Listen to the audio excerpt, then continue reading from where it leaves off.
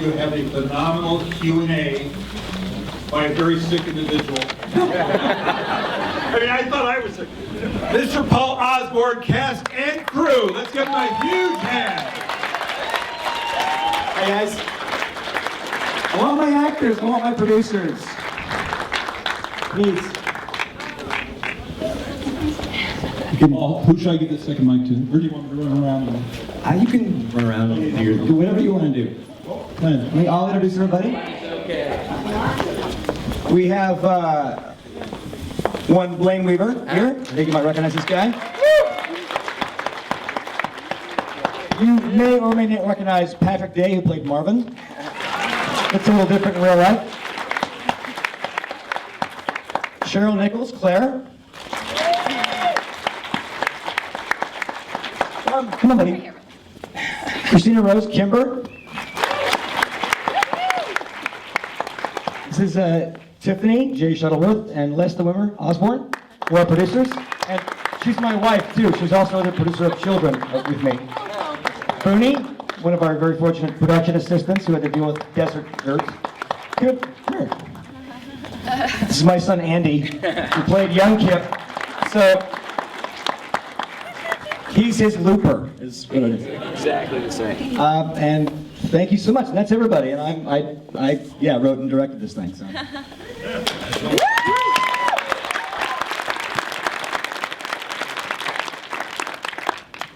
Start off with questions.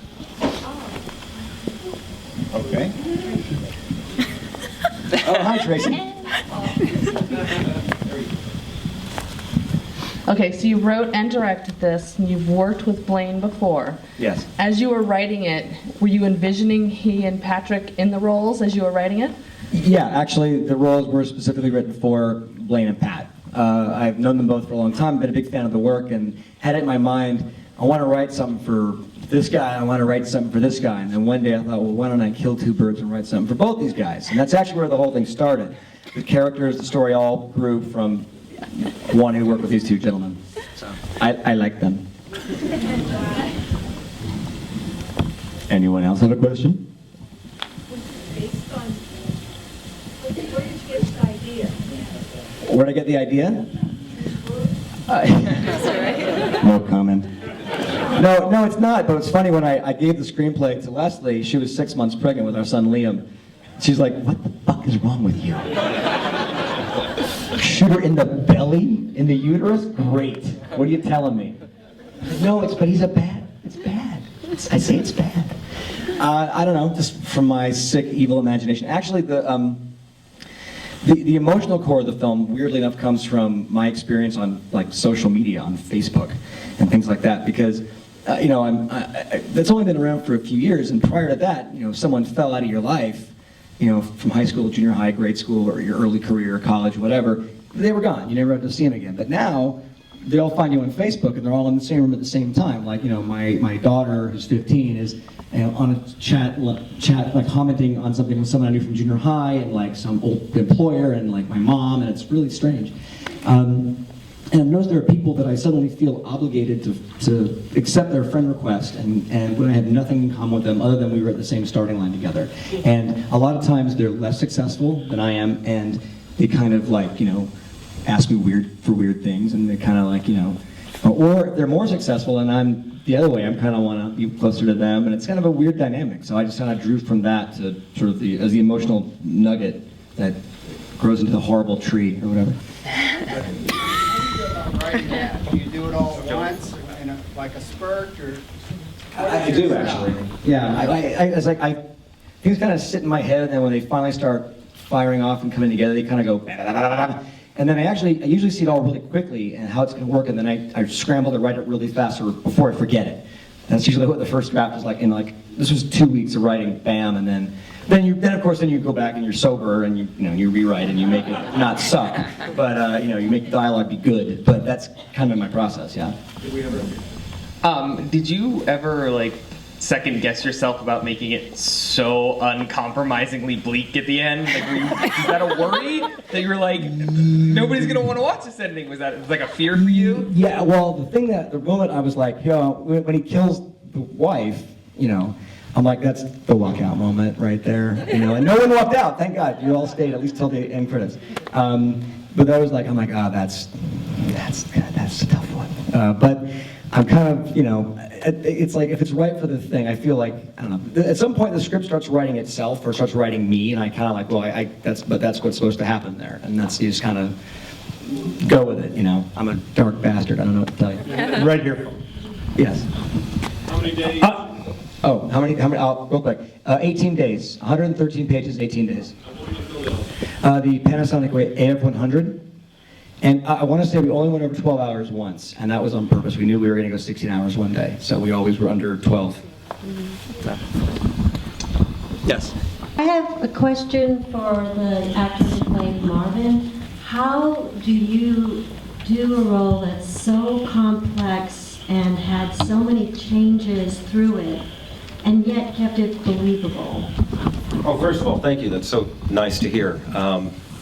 I really appreciate that. You know, part of the journey is finding out. I talked to Paul early on in the production, and I wanted to find a way to make Marvin somewhat likable, at least at the beginning, so that you would at least follow him partially through it. And hopefully, we pulled that off in terms of what we did. But you know, you always, whenever you're playing a character, I guess, and I'll let you guys speak on this too. You want to find something about them that you like, that you identify with. Because if you're just playing a villain, it doesn't feel like anybody's ever going to go with you on that journey. That's a pretty deep question. There were several things. I really liked how much he liked his best friend Kip. And that's really the beginning of where it started, the relationship between the two of us. And as I had told Paul before, I have said in my life many times to friends, I'd help you bury the body, man. You know, and then after doing this movie, there's no way that would ever happen.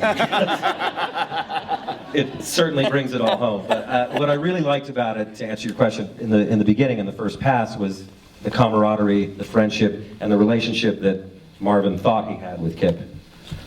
So, you want to comment on that?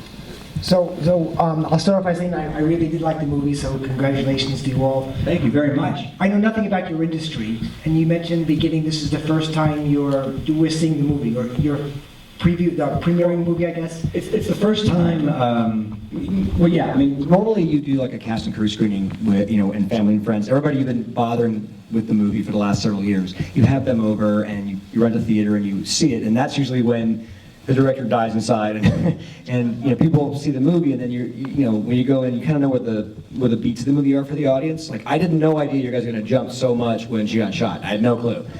Like, I've shown it at my house on a little, you know, and also you never know what it's going to look like, and you know, oh look, there's a boom I never noticed, you know, because now it's big, and so I'm getting feedback. So my question is, so from here, what happens to your movie? I mean, how does it get distributed? Does it go countrywide? I mean, how does that all work? Well, right now we're doing the festival circuit, and we're hoping to pick up distribution. We have one company interested. We'll probably do one-off screenings around the country after the festival run, and then we'll do, you know, iTunes, VOD. It's a very small movie, so you know, there's a lot of little places it can go, you know, Blu-ray, DVD, and there's a lot of companies that will work with you sort of so you can continue to control the distribution. I've had a film that was traditionally distributed before, and we did one that was a hybrid where we had aggregators that like made specific deals, but we controlled it all. It was sort of, we ran the show, and I was much more happy with the hybrid version. The traditional, like, you give the rights and you have no control, and they do whatever they want with it. And you know, our film, Tenth Nooms, one that we played here in 2006, Scott Storm directed, I wrote it. They put it on DVD, and that was it, and it just sat there. And so we just got the rights back like this month, and we can finally put it out on iTunes and Hulu and whoever, and get it on Netflix streaming, and now people can actually see the darn thing. And now, actually, when somebody, you know, buys it, we'll actually see a penny. And then our actors might actually get residuals. And so the plan is to find a way to do it kind of with these aggregators, do it that way. Is that a very long, complicated answer? Sorry. Paul up here in the nosebleed seats. Yeah, hi. My first question would be for the writer-director, and I'll follow up for the cast. if I were to tell my friends to label this movie, whether it be a dark comedy or a drama, was there an intent to either go in one of those directions? And it felt like for me it was towing the line the entire time. You felt it was comedic? Well, there at some points I wanted it to laugh, some Marvin's characters, but then it just drew me back into and then the follow-up for the cast would be, at your first read-through in the script, did you feel that it was going in the direction of trying to be at least some type of comedic? I sort of feel in the deepest, darkest drama, there's always moments of comedy. I think they rub so well against each other. Just like in the most ridiculous slapstick comedy, there's always moments of drama. And if we can pull that off, it keeps your interest as well, is my opinion of that. So. Well, I'm very funny. Hilarious. I feel like the comedy, which in the first read it's there, it's subtle and it's all about the relationship between the two guys. Because if you take out all of the horrible things in this movie, it's a pretty funny, odd couple thing, And if it's not real, then it's not scary. You know what I mean? And I think exactly what Pat said is like there's comedy in life. And like these guys just bantering back and forth is going to be at least chuckle funny because they're different, Yeah, I mean, for me it was all about, I always look at it as a drama wearing the skin of a thriller. But like you said, my thing was I wanted it to seem real and be genuine. And the catchphrase I had in my head when we shot it was anti-cinema. I want scenes to play a little longer, be more naturalistic, and there's no like build-up. It's always just suddenly something happens, and we knife him at the end. We intended not to have any coverage, like just to suddenly in a wide shot, suddenly a guy stabbing another guy, and there's blood flying everywhere, and it's just sort of. And I think when you do that, you do find funny moments. There's things that are. If it's human, it's funny parts. You want to add to that? Oh, you guys summed it up really good. I want to make a comment. This movie was fantastic. I like the ups and the downs, oh my God, this isn't really happening. It was sort of like I got into the movie, felt the characters, felt their emotions, and it was like all those little twists and turns. I absolutely loved it. That was one thing I wanted to make a comment. I hope that your distribution goes very well. I had heard one time, what's his name? Ari with that guy that's always pushing movies. Yeah, he does the Mad Men, he did the... Mad Men's coming a lot this year now. You should start watching it, maybe. The thing is, what I enjoy is that he was saying the industry is changing, and how do you relate to the audience, and how the audience wants to give back to you the information and say, wow, you really entertained me. I didn't know what time it was. I had no idea. Wow, that kind of thing. And that's what I look for as a viewer, that I want to relate, I want to feel, and I don't want to think about the time or what else is going on in my life. I just wanted to make that comment. Thank you. I love you. Tell all your friends to come see Favor over the weekend and buy it down the line somewhere. Paul? Yes. We've got to cut it short now. Okay.